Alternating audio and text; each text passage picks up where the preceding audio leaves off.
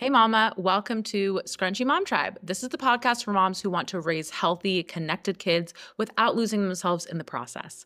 I'm Dr. Eva, a mostly crunchy mom, a perinatal and pediatric chiropractor, a lactation consultant, and a business owner. Whether you're growing your tiny human, raising them, or dreaming of starting a family, this space is for you. We explore the messy, meaningful work of motherhood while also making room for you to grow. This space is about reconnecting with who you are outside of motherhood while building deep, healthy attachment inside of it. Each week, I will share holistic insights for pregnancy, postpartum, and beyond. I will be bringing in fellow health experts to share both their professional wisdom and how their own parenting journeys have shaped the way that they see the world. If you've ever felt stuck between caring deeply about your family's health, maybe you're not quite ready to live off grid, to make your own deodorant, then you're in the right place. You are allowed to grow as a person while raising your people. And here, we're doing both. Welcome back, everyone. After quite the hiatus, let me tell you, the last time we were on this podcast, it was pre-pregnancy with my son, who is now about to turn 3. And we were formerly known as Pregnancy Tribe podcast. We have evolved into Scrunchy Mom Tribe to encompass more of the breadth of what we will cover in this podcast, which is all things pertaining to motherhood. It has been such a rich and transformative experience in so many ways. And for me personally, with my son, I really am someone that's resonated with like attachment parenting. I have breastfed him. We are still breastfeeding as he nears 3 years old. He took every single nap on my body or my husband's body as a contact nap for his first 18 months of life. Not 18 years. I know that's what they say will happen if you let your baby snuggle you, but that's not true. But I loved the idea of being a stay-at-home mom. And at the same time, I do run a business with my husband. And since my son has been born, I have grown that business. We've opened a second location. I'm now dabbling in the online space. So for me, it's been this interplay between like fully immersed in motherhood, stay-at-home mom, attachment parenting, and on the other end, like this boss-ass bitch energy and wanting to grow my business and not wanting to like lose myself in between these two dichotomies and wanting to be able to show up for my son and for my family and for my business and my patients in a way that's really present and in a way that feels super aligned. It's obviously something that's not always easy, and it's something that has required me to really dig deep within myself and dismantle elements of my identity and figure out what parts of me I want to bring with me into this next chapter of life, in this season of life where I am, looking to even make more babies. So that's the space that we're coming from as we bring this podcast back to you. So I'm going to be, of course, giving you guys a lot of good nuggets on natural health, how to raise healthy kids holistically. And also I'm going to be bringing in other speakers, other healthcare professionals to provide more information and also to share their perspective as parents and how they have navigated parenthood and maybe what has influenced the way that they see the world if they are more holistically minded, because I think many of us didn't necessarily start out that way. I also want to bring my husband on this podcast as much as we can get childcare and that we're both in the mode where we can record a podcast. But if we can make that magic happen, I want him to share with you a little bit from the partner's perspective, especially because he and I work on our business together and he's had to work through a lot of his own shit, in order to show up as the dad that he is today and as the dad he is continuing to evolve to be.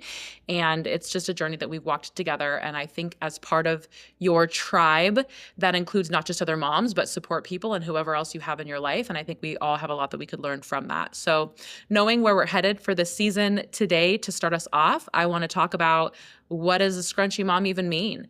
I'm not talking about a hair scrunchie, in case you hadn't figured that out yet. Scrunchy mom, it's a term that sort of in this like social media world especially, there are these labels that we put on ourselves, that we put on moms. And if there were two ends of a spectrum, these are the extremes, and I'm going to exaggerate. I'm just trying to help you have an understanding of what these archetypes represent. Don't get your panties all in a bunch about this, but again, I'm going to exaggerate for the purpose of illustration. So on the one end, you have a silky mom. And a silky mom is traditionally someone that's going to do everything the standard American way. And in this country, that usually means a lot of screen time, all of the artificial food dyes and processed foods, probably going to do whatever her medical doctor tells her without question. On the opposite end of the spectrum, we have the crunchy mom. This is your hippie mom that is going to question everything the medical doctor tells her and want to do nothing that they say.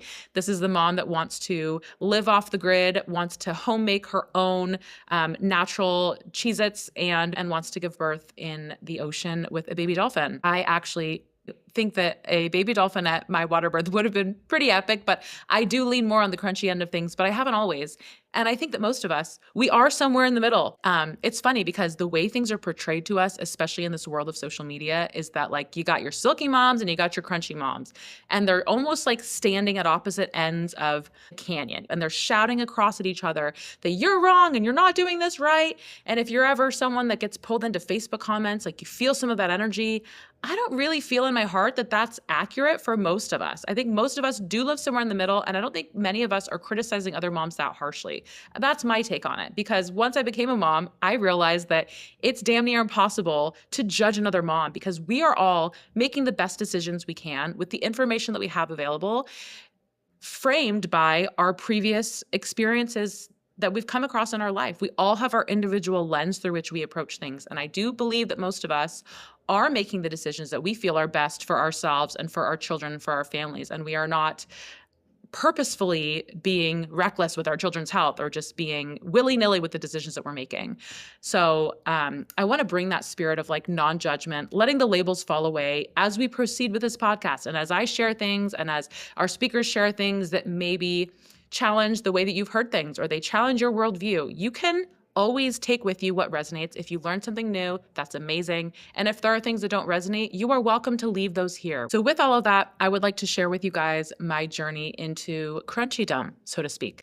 I grew up in a household where we did eat healthy food. I remember going to one of my friend's houses that had this epic snack drawer where she had Gushers and Doritos and Capri Suns, and I would just go and totally gorge out on that snack drawer because I certainly wasn't allowed to have any of those foods at my house. But despite the fact that we had some basic holistic principles in play, we definitely reached for pharmaceuticals when it came to any little thing. If you had a headache, you pop an Advil. If you are feeling sad, maybe you need to go on antidepressants. We were just very like almost trigger happy to just hit up the old MD and take two and call me in the morning sort of a thing. I think a lot of us probably grew up in a similar boat because that is the prevailing paradigm in this country. But I had a couple of pivotal moments throughout my childhood and throughout my life that really caused me to question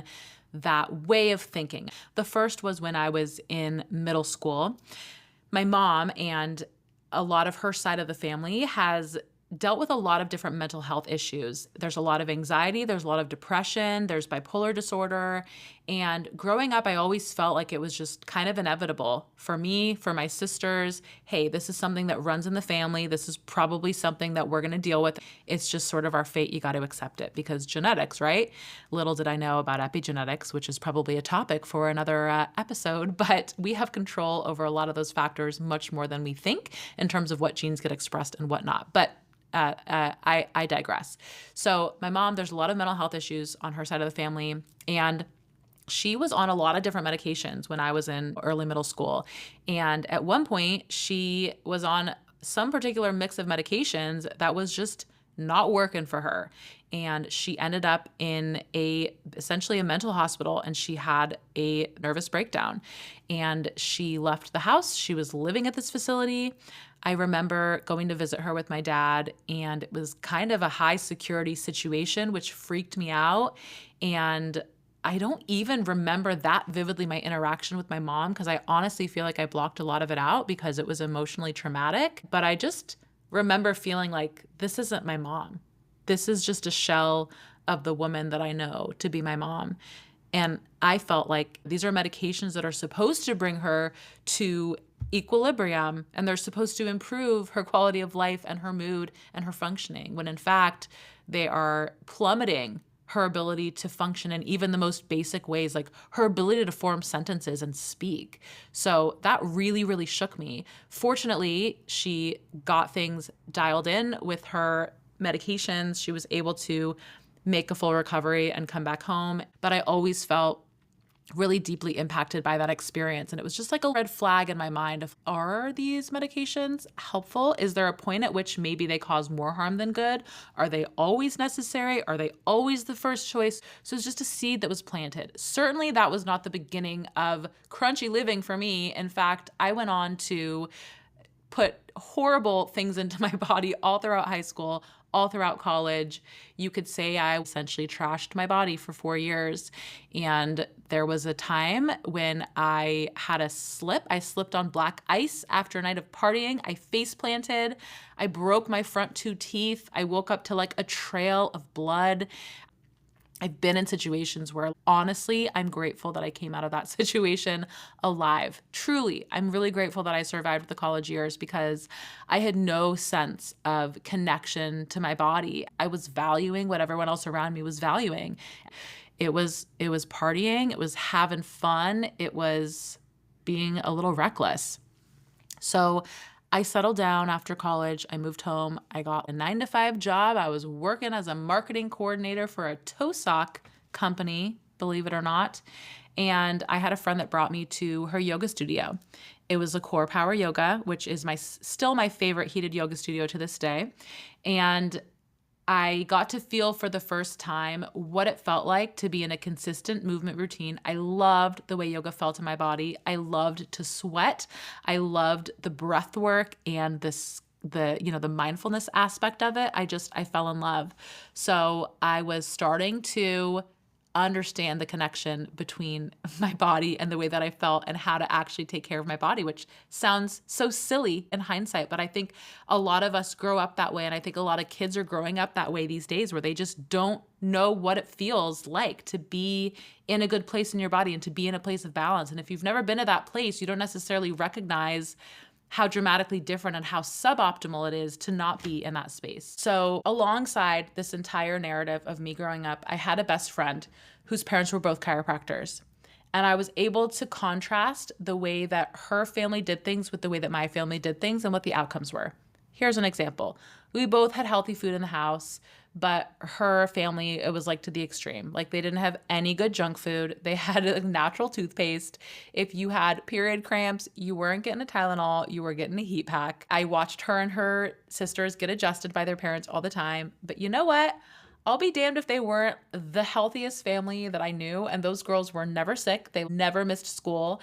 And actually, if I was sick, it was the only house that I was able to go to that the parents weren't like, you're sick, stay away from my kids.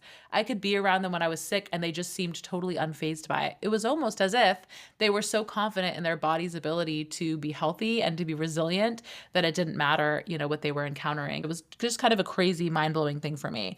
So essentially, this family changed the trajectory of my entire life because in this young adulthood period where I was working and I was doing yoga and I was starting to shop at Whole Foods, I was at this best friend's house while she was on break from chiropractic school. She was also learning to become a chiropractor. And she was showing me some of the things she was learning in school. And her mom walked in the room and said, Eva, have you ever thought about being a chiropractor? And the truthful answer is no, I hadn't thought about it. But as soon as she said it, I just couldn't shake it. I actually had done all of my undergrad in pursuit of a degree in environmental law. And when I went and actually shadowed some lawyers, I discovered that it was certainly not what I thought it was going to be. I really wanted to work with people. It was very transactional. So I basically ended up at this marketing company as sort of just an in-between thing. I was trying to figure out my next move. And so I said, what the heck? Let me just go visit this chiropractic school. And I went and it completely changed my life. I heard the chiropractic philosophy and I just fell in love with it. It made so much sense to me. The body is self-healing, self-regulating. We are designed with this innate intelligence inside of us. It was such a beautiful thing that just seemed so true. And what a beautiful thing to be able to help other people discover. If for no reason other than being able to help my own family members learn to trust their bodies, help them live a better quality of life, I thought this is worth pursuing. So the rest is basically history because since becoming a chiropractor, you start to learn all the ways that you can help support the body, all the BS basically that we are fed throughout our entire lives to always try to outsource our health and healing to something outside of us. It's so much easier to put the fate of our health into somebody else's hands. It's so much easier to blame other people or to blame genetics when something goes wrong. It's a lot harder to take responsibility for the things that we do have some control over. It's a lot harder to trust our body when things feel scary, or to trust the body even when it's expressing symptoms, or even when it is going through a bout of illness. Those are times that we lose trust in our bodies. But how do we reconnect with that, knowing that our bodies are literally designed to heal? It is what they want to do. They're always seeking that point of equilibrium anytime they get out of whack. And I've seen this intelligence work in so many incredible, beautiful ways over these last 7 years being in practice and working with families. We've seen pregnant moms who were told they were never going to get pregnant conceive naturally. We have had numerous kids that have been told they will never say their first words in our office. Things that would have been deemed as miracles if it weren't for an understanding that, like, when you just give the body the things it needs to thrive and you just remove the interference, your body has more power and potential to heal than we've ever been led to believe. And once you know that, things will never be the same. So that is my hope with this podcast, that I can help to remind you how incredible your body is, how incredible your child's body is, and how do we incorporate those principles in a really tangible way into the decisions that we're making on a day-to-day basis as we run our lives with our kids and our families, and we're on the go and we're trying to make it through the day.